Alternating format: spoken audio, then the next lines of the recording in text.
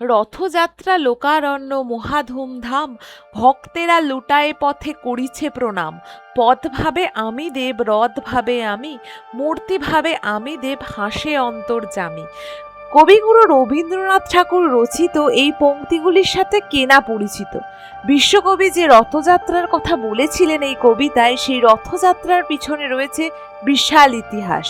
যে ইতিহাসে আছে কাল্পনিক কাহিনী আর পুরাণের মিশ্রণ, রয়েছে ধর্মীয় ভাব গম্ভীর্যতা আর আচার প্রচারের বর্ণনা।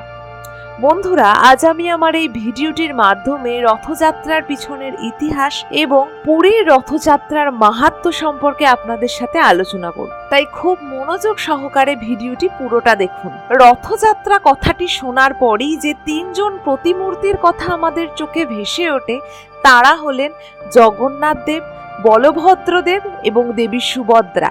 এবং রথযাত্রা উপলক্ষে যে জায়গাটার কথা আমাদের সবার প্রথমে মাথায় আসে সেটি হচ্ছে পুরী। কিন্তু জানেন কি, এই রথযাত্রা শুরু হওয়ার পিছনে রয়েছে বিভিন্ন ইতিহাস। এই রথ শব্দের আবিধানিক অর্থ অক্ষ, যুদ্ধযান বা কোনো প্রকারের যানবাহন অথবা চাকাযুক্ত ঘোড়ায় টানা হালকা যাত্রাবাহী গাড়ি, যে গাড়িতে 2টি বা 4টি চাকা থাকতে পারে। সাধারণত অভিজাত শ্রেণীর ঘোড়ার গাড়িকে রথ বলা হয়ে থাকে। পৌরাণিক কাহিনীতে রথের ব্যবহার দেখা যায় যুদ্ধক্ষেত্রে। মহাভারতে বর্ণিত কুরুক্ষেত্রের যুদ্ধে সেনানায়ক রথে চড়ে নিজের যুদ্ধ করেছেন এবং সেনাবাহিনীকে পরিচালনা করেছেন। তবে সনাতন ধর্মাবলম্বীদের কাছে রথ কথার অর্থ একটু ভিন্ন। এই রথ শ্রদ্ধা এবং গুরুত্বের দিক থেকেও বেশ উপরে। তাদের কাছে রথ একটি কাঠের তৈরি যান, যাতে করে স্বয়ং ভগবান এক স্থান থেকে অন্য স্থানে যাতায়াত করেন। ভগবানের এই এক জায়গা থেকে অন্য জায়গায় রথে করে যাত্রা করাকে সাধারণত রথযাত্রা বলা হয়ে থাকে। এই পবিত্র উৎসবটি প্রত্যেক বছর নির্দিষ্ট সময়ে উদযাপিত হয়ে থাকে। রথের নানা কাহিনী প্রচলিত রয়েছে, যেগুলোর সাথে জড়িত আছে ভগবান শ্রীকৃষ্ণের নাম। প্রথমেই জানিয়ে রাখি, জগন্নাথ এবং বিষ্ণু শ্রীকৃষ্ণেরই 2 রূপ। বলরাম বা সুভদ্র, শ্রীকৃষ্ণ বা জগন্নাথ এবং সুভদ্রা দেবী হলেন 3 জন একে অপরের ভাই বোন। পুরাণেও এমনটাই বর্ণনা করা আছে। তাদের 3 ভাই বোনের ঘনিষ্ঠ এবং স্নেহপরায়ণ সম্পর্কের জন্যই তারা পূজিত। এই রথযাত্রা উৎসবটিও তাদের কেন্দ্র করেই গড়ে উঠেছে। এবার তাহলে ভগবানের নতুন রূপের অর্থাৎ জগন্নাথ রূপের আবির্ভাব, ইতিহাস এবং লোকবিশ্বাস সম্পর্কে জেনে নেওয়া যাক। ব্রহ্মাণ্ড পুরাণ অনুযায়ী কৃষ্ণ তার ভক্ত রাজা ইন্দ্রদ্যুম্নের সম্মুখে আবির্ভূত হয়ে পুরীর সমুদ্র তটে ভেসে আসা একটি কাষ্ঠ খণ্ড দিয়ে তার মূর্তি নির্মাণের আদেশ দেন। মূর্তি নির্মাণের জন্য রাজা একজন উপযুক্ত কাষ্ঠশিল্পের সন্ধান করতে থাকেন। তখন একজন রহস্যময় বৃদ্ধ ব্রাহ্মণ কাষ্ঠশিল্পী তার সম্মুখে উপস্থিত হন এবং মূর্তি নির্মাণের জন্য কয়েকদিন সময় চেয়ে নেন। সেই কাষ্ঠশিল্পী রাজাকে জানিয়ে দেন মূর্তি নির্মাণের সময় কেউ যেন তার কাজে বাধা না দেন। মূর্তি নির্মাণের কাজ শুরু হয় বন্ধ দরজার আড়ালে। রাজা ও রানী সহ সকলেই নির্মাণ কাজের ব্যাপারে অত্যন্ত আগ্রহী হয়ে ওঠেন। প্রতিদিন তারা বন্ধ দরজার কাছে যেতেন এবং শুনতে পেতেন ভিতর থেকে ছেনি হাতুড়ি দিয়ে খোদাইয়ের কাজের আওয়াজ চলছে। 6-7 দিন বাদে যখন রাজা বাইরে দাঁড়িয়েছিলেন, এমন সময় আওয়াজ বন্ধ হয়ে যায় এবং রানী কৌতূহল বশত রাজাকে বলেন দরজা খোলার কথা। রাজা প্রথমে না করেন, কিন্তু পরে রাজা নিজেও কৌতূহল বশত দরজা খোলেন। রাজা এবং রানী ভিতরে গিয়ে দেখেন মূর্তি তখন অর্ধ সমাপ্ত এবং কাষ্ঠশিল্পীও উধাও। এই রহস্যময় কাষ্ঠশিল্পী ছিলেন স্বয়ং বিশ্বকর্মা। মূর্তি পুরোটা নির্মাণ করা হয়নি বলে রাজা দুঃখিত হয়ে পড়েন এবং তিনি কাজে বাধাদানের জন্য অনুতপ্ত বোধ করেন। তখন দেবর্ষি নারদ তার সম্মুখে আবির্ভূত হন। নারদ রাজাকে সান্ত্বনা দিয়ে বলেন, এই অর্ধ সমাপ্ত মূর্তি হচ্ছে পরমেশ্বরের এক স্বীকৃত স্বরূপ। এই অসম্পূর্ণ মূর্তিতেই পূজা শুরু করতে হবে। হিন্দু ধর্ম অবলম্বীদের কাছে 4 ধামের একটি অন্যতম ধাম হলো এই জগন্নাথ মন্দির। বিশেষ করে বিষ্ণু ও কৃষ্ণ উপাসকদের কাছে এটি হলো একটি পবিত্র তীর্থস্থান। জগন্নাথ মন্দিরটি পুরীর পূর্ব সমুদ্র উপকূলে অবস্থিত। রাজা ইন্দ্রদ্যুম্ন মন্দির নির্মাণের পরবর্তীকালে জগন্নাথ মন্দিরটি দ্বাদশ শতাব্দীতে পুনর্নির্মাণ করেন গঙ্গা বংশের রাজা অনন্ত বর্মন চোদাগঙ্গা, কিন্তু মন্দিরটির কাজ সমাপ্ত করেন তার বংশধর অঙ্গভীমা দেব। যদিও মন্দির নির্মাতাদের নিয়ে ইতিহাসবিদদের মধ্যে যথেষ্ট মতপার্থক্য রয়েছে। 107 একর জমিতে 20 ফুট প্রাচীর দ্বারা বেষ্টিত জগন্নাথ মন্দির, ভোগ মন্দির, নাট মন্দির, জগমোহনা এবং দেউল নামে 4টি বিশেষ কক্ষ রয়েছে এই মন্দিরে। ভোগ মন্দিরে খাওয়া দাওয়া হয়, নাট মন্দিরে আছে নাচ গানের ব্যবস্থা, জগমোহনায় ভক্তরা পূজা পাঠ করেন এবং দেউলে পূজার বিগ্রহগুলো স্থাপিত। প্রধান মন্দিরের কাঠামো মাটি থেকে কিছুটা উঁচুতে নির্মিত এবং 2টি আয়তাকার দেওয়াল দ্বারা আবদ্ধ। মন্দিরের দেওয়ালে রয়েছে জগন্নাথ দেবের দাদা বলভদ্র এবং বোন সুভদ্রা দেবীর সুসজ্জিত মূর্তি। তাদের বিগ্রহের পাশাপাশি সুদর্শন, শ্রীদেবী, ভূদেবী এবং মাধব দেবতাও ভক্তদের দ্বারা আরাধ্য।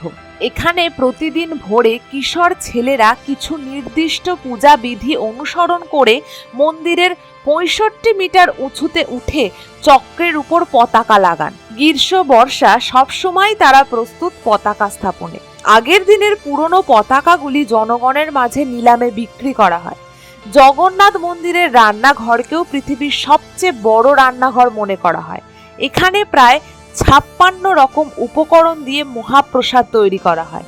প্রত্যেক দিন এখানে প্রচুর পরিমাণে রান্না করা হয়, কিন্তু দেখা গেছে আজ পর্যন্ত মন্দিরের খাবার কখনোই নষ্ট হয়নি। জগন্নাথ মন্দিরের উপরের অংশটিতে রত্নমূড় নামে একটি বৃহৎ অদ্ভুত চৌম্বক শক্তি রয়েছে, যেটি মন্দিরটিকে যে কোনো রকমের ধ্বংসের হাত থেকে রক্ষা করে বলে মনে করা হয়। কথিত আছে মন্দিরের উপর দিয়ে কিছু যেতে পারে না, কোনো পাখিকেও কখনো মন্দিরের উপর দিয়ে উড়তে দেখা যায়নি। এমনটাও শোনা যায় সূর্যের অবস্থান যেদিকেই থাকুক না কেন, মাটিতে মন্দিরের চূড়ার ছায়া কোনোদিনই দেখা যায় না। পুরীর সমুদ্রের কাছেই অবস্থিত এই মন্দিরটি, কিন্তু মন্দির চত্বরে ঢোকার সাথে সাথেই সমুদ্রের কোনো শব্দই পাওয়া যায় না এই মন্দিরে। এর কারণ হিসাবে ব্রাহ্মণরা বলে থাকেন সুভদ্রা দেবী চেয়েছিলেন মন্দিরের ভেতরে যেন সব সময় শান্তি বিরাজ করে, তাই কোনো প্রকার শব্দ মন্দিরের শান্তি বিঘ্নিত করতে পারে না। মন্দিরের চূড়ায় যে ধ্বজা বা পতাকা রয়েছে তা প্রতিদিন ভোরে লাগানো হয়।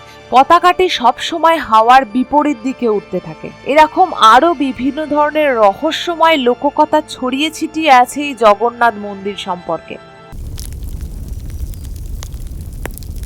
উড়িষ্যার প্রাচীন পুঁথি ব্রহ্মাণ্ড পুরাণে এই জগন্নাথ দেবের রথযাত্রার ইতিহাস সম্পর্কে জানা যায়। এই রথযাত্রা প্রচলন হয়েছিল প্রায় 70 যুগে, যেই সময় উড়িষ্যা মালব দেশ নামে পরিচিত ছিল। সেই মালব দেশের সূর্যবংশীয় বিষ্ণু ভক্ত রাজা ইন্দ্রদ্যুম্ন স্বপ্নাদেশ পেয়ে ভগবান বিষ্ণুকে জগন্নাথ মূর্তি রূপে নির্মাণ করেন এবং রথযাত্রাও তিনি স্বপ্নাদেশই পান। পরবর্তীকালে তার হাত ধরেই পুরীতে জগন্নাথ মন্দির নির্মাণ হয় ও রথযাত্রা প্রচলন হয়। বাংলায় রথযাত্রা উৎসবটির একটি ভিন্ন প্রেক্ষাপট রয়েছে। পুরাবিদদের মতানুসারে পুরী শ্রীচৈতন্য মহাপ্রভু নীলাচল থেকে এই ধারাটি বাংলায় নিয়ে আসেন। চৈতন্য ভক্ত বৈষ্ণবরা বাংলায় পুরীর অনুকরণে রথযাত্রা উৎসবটি প্রচলন করেন। এখন বাংলার বহু জায়গাতেই এই রথযাত্রা অত্যন্ত জনপ্রিয়। বাংলা আষাঢ় মাসের শুক্লপক্ষের দ্বিতীয় তিথিতে রথযাত্রা উৎসবটি পালন করা হয়। এই দিনটিতে দাদা বলরাম ও বোন সুভদ্রার সঙ্গে গুন্ডিচা মন্দিরেতে যান জগন্নাথ দেব, যেখান থেকে 7 দিন পর নিজ মন্দিরে ফিরে আসেন। যাওয়ার দিনকে বলে সোজা রথ এবং একই পথে নিজের মন্দিরে ফিরে আসাকে বলে উল্টো রথ। পরপর 3টি সুসজ্জিত রথে চেপে যাত্রা শুরু করে তারা। এই গুন্ডিচা মন্দির ভ্রমণকেই আবার মাসির বাড়ি যাওয়া বলে মনে করেন অনেকে।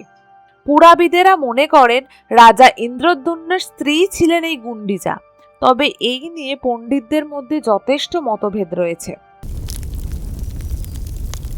স্কন্ধ পুরাণে সরাসরিভাবে জগন্নাথ দেবের রথযাত্রার কথা পাওয়া যায়, যেখানে পুরুষোত্তম ক্ষেত্রের মাহাত্ম্যের কথা উল্লেখ করা হয়েছে। মহর্ষি জৈনিমি রথের আকার, সাজসজ্জা, পরিমাপ ইত্যাদি বর্ণনা দিয়েছেন। পুরুষোত্তম ক্ষেত্র বা শ্রীক্ষেত্র বলতে এখানে পুরীকে বোঝানো হয়েছে। পুরীতেই যেহেতু জগন্নাথ দেবের মন্দির স্থাপিত, তাই এই পুরীকে পবিত্রতম স্থান বলে মনে করা হয়। এবং এখানে অন্যতম আকর্ষণীয় হচ্ছে এই রথযাত্রা। প্রতি বছর রথযাত্রা উদ্বোধন করেন এখানের রাজা। রাজপরিবারের নিয়ম অনুসারে যিনি রাজা উপাধি গ্রহণ করেন তিনি পুরীর রাজা জগন্নাথ, বলরাম ও সুভদ্রা দেবীর পরপর 3টি রথের সামনে পুষ্পাঞ্জলি দেন এবং সোনার ঝাড়ু ও সুগন্ধি জল দিয়ে রথের সামনে ঝাড়ু দেন। তারপরেই পুরীর রথের রশিতে টান দেওয়া হয়। শুরু হয় জগন্নাথ দেবের রথযাত্রা। 3 জনের জন্য আলাদা আলাদা 3টি রথ। রথযাত্রা উৎসবের মূল দর্শনীয় দিকটি হলো এই রথ 3টি রথযাত্রার কিছু নিয়ম রয়েছে এবং রথের আকার, রঙের ভিন্নতা দেখা যায়। যেমন প্রথমে যাত্রা শুরু করে বড় ভাই বলভদ্রের রথ। এই রথের নাম তালধ্বজ। রথটিতে 14টি চাকা, উচ্চতা 44 ফুট, রথের আবরণের রং নীল। তারপর যাত্রা করেন বোন সুভদ্রার রথ। রথের নাম দর্পদলন, উচ্চতা প্রায় 33 ফুট। এই রথের মোট 12টি চাকা রয়েছে। যেহেতু রথটির ধ্বজায় পদ্মচিহ্ন আঁকা রয়েছে, তাই রথটিকে পদ্মধ্বজ বলা হয়ে থাকে। রথের আবরণ লাল রঙের। সর্বশেষ থাকে শ্রীকৃষ্ণ বা জগন্নাথ দেবের রথ। রথটির নাম নন্দীঘোষ। রথটির পতাকায় হনুমানজির মূর্তি আঁকা রয়েছে, তাই এই রথের আরেকটি নাম কপিধ্বজ। রথটির উচ্চতা 45 ফুট। এতে 16টি চাকা রয়েছে। রথটির আবরণের রং হলুদ। 3টি রথের আবরণের রং